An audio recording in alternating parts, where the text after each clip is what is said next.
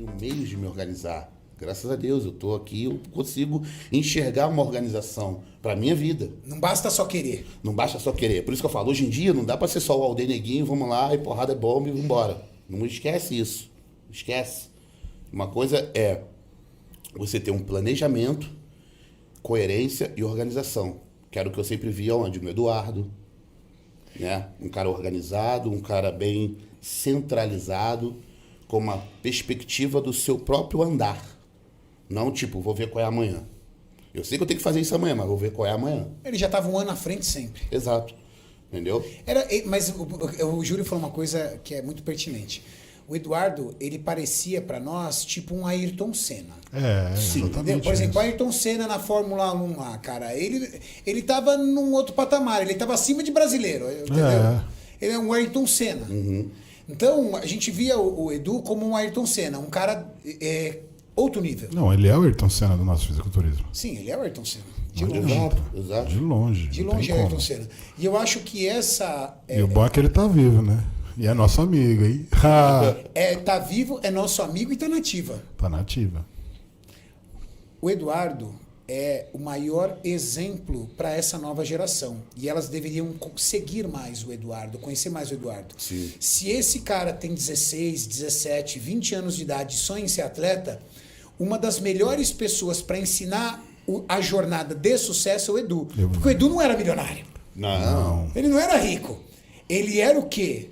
Esperto, organizado, e ele fazia o quê? E estudioso. Ele fazia uma coisa que não era comum na época, principalmente. Estrategista. Exato, estratégia. Exato. Ele sempre foi estrategista. Julião, você foi competir com o Edu naquele campeonato mundial. Vocês saíram daqui tudo porra louca, velho. A gente não tinha noção de nada. Não levaram nada daqui. Tudo pra comprar lá. Ele levou tudo daqui numa mala. Ele levou uma mala só de comida, cara. É porque ele O que é mais barato? Comprar aqui ou comprar lá na casa do cacete? Apesar de ser mais novo, ele já tinha muito mais experiência internacional do que nós.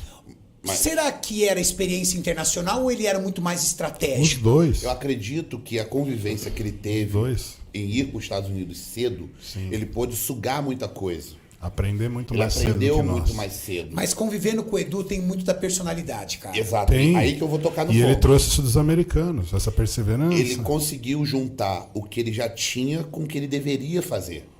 Então ele falou, pô, eu sou assim, eu gosto de ser assim, e é assim que eu vou buscar o sucesso. Que ele morou com um casal lá um tempo nos Estados Unidos e tudo, que explicou, ensinou ele a cozinhar e falou o que ele deveria fazer de comida, de tal. Quando ele voltou, ele já voltou ali, ó, no drive. E por ele ter essa personalidade também, e com certeza em tudo que ele desenvolve deve ser assim, casou Metódico. muito perfeito. Total. Casou Muito muito metódico. perfeito, né? Um amigo meu, quando foi gravar o Eduardo para fazer o Like Machine, ficou na casa dele 2 semanas. Ele não me passou nada que aconteceu, ele só falou uma coisa, ele falou, Jolan, uma atitude, eu entendi o porquê que o Eduardo é desse jeito. Eu vi ele colocar 14 claras numa bacia para fazer o seu omelete. Na 15ª caiu meia gema. Ele jogou tudo fora e fez tudo de novo, para não ter margem de erro. Ou seja, o cara que está disposto a fazer isso... Metódico ao extremo. Ele não quer errar em nada, cara. Ele cortava um pedaço do bife excedente. Entendeu? Então, tipo, é uma coisa muito além do que a maioria está acostumada a entender como um comportamento de atleta. Então, quando você vê isso, você fala assim, agora eu entendi por quê. Porque não é só aqui, é no treino, é no sono. É na vida. É na vida.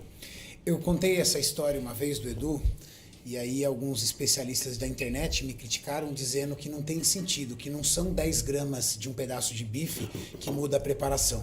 Eles não entenderam o recado. Não eram os 10 gramas do bife. É que o cara, ele é tão metódico ao ponto de cortar um pedaço do bife, você pode ter certeza que ele vai ser metódico no treino dele. Não. Se ele tiver condições humanas para fazer mais uma repetição, ele vai fazer. Exato. Ele não vai sucumbir, cara. Sim. Ele não vai sucumbir. Se ele tiver condições humanas de fazer mais um cardio, ele vai fazer. A diferença é você trabalhar com exatidão para previsão. Então o Eduardo ele trabalhava com exatidão. quem pesa 10 gramas, 20 gramas a mais, ou trabalha mais cardio, ou trabalha mais treino, fora do protocolo, está fazendo intuitivamente. Pode dar certo ou não. O esquema do Eduardo é o mais seguro, com certeza. E outra, isso aí é uma metodologia que o Exército usa, porque você chega no... Eu trabalhei com um cara que serviu, ele dobrava meia. Então, mas para você fazer um estudo, você precisa do dado exato. Uhum. Então, se você quer se aprofundar no fundamento dietético, você precisa ter um cálculo exato para você poder ter ideia do que você vai fazer que vai te trazer o resultado positivo. Então, por exemplo, um atleta do nível do Eduardo, que já foi vice-campeão no Mr. Olímpia, tem 7, 8 finais de Olímpia. 8 finais. 9 competições, 8 finais. Então, ele apenas ficou fora de uma, ainda assim, injustiçado. Poderia ter ido para a final. Um cara com esse perfil, ele controla tudo. Então, ele tem o controle do sono, ele tem o controle da ingestão calórica, ele tem o controle do gasto calórico diário. Tudo isso de acordo com a rotina adaptada que ele sempre vai desenvolver junto ao preparador dele, que é o Cris Aceto, que é um especialista nisso. Então, do mesmo jeito que o Eduardo é perfeccionista, o Cris Aceto é muito mais. Então, o treinador que não estiver preparado para trabalhar com exatidão, com relação a dados, vai ter um trabalho sempre estimativo, nunca exato. Então, a gente precisa trabalhar o máximo possível com exatidão para poder trazer os atletas que estão desenvolvendo demais brasileiros para o nível dos americanos. A gente estava 3 degraus abaixo deles. Hoje eu tenho certeza que a gente está no 2º degrau, indo para o 1º já para brigar com eles. É só uma questão de tempo e de aprofundamento dos treinadores para trazer esse conhecimento para esses atletas que só precisam desse direcionamento para conseguir serem exponenciais dentro do Mr. Olímpia. E também a questão do atleta assumir o compromisso de maneira concreta. Integral, Eu falei né? com o Júlio sobre isso já. Integral. Honrar o compromisso com o treinador é indispensável. Sim. Não adianta o treinador fazer um baita cálculo, fazer uma projeção e o atleta simplesmente olhar e errar 5 minutos. Isso. E outra, se ele errar 5 aqui, ele vai errar mais 5 ali. Aí daqui a pouco ele vai errar mais 5 lá. Isso. Aí na somatória das coisas, acabou que você errou muito. Então, essa mentalidade do Edu é a melhor que existe, porque você já inibe o erro, já não posso errar desde aqui, mesmo que seja uma fatiazinha mínima do bife.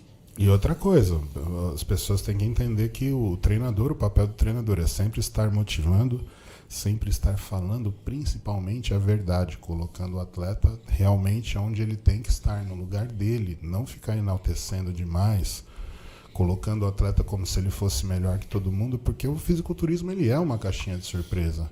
Então, aquele cara lá atrás que estava ruim perto da sua condição naquele dia, o tempo passou. Então, às vezes, ele conseguiu dar um upgrade no físico dele que seja capaz de hoje, no enfrentamento, ele ser campeão em cima do desafio sobre você. Então, essa questão que vocês têm que entender, enquanto nós continuamos trabalhando para evoluir, nossos adversários também continuam. E aí, no final, a gente vai ver quem conseguiu correr mais durante esse percurso. Então, tem atletas que conseguem evolução dramática dentro de um ano, tem atletas que apenas se mantêm e tem atletas que evoluem.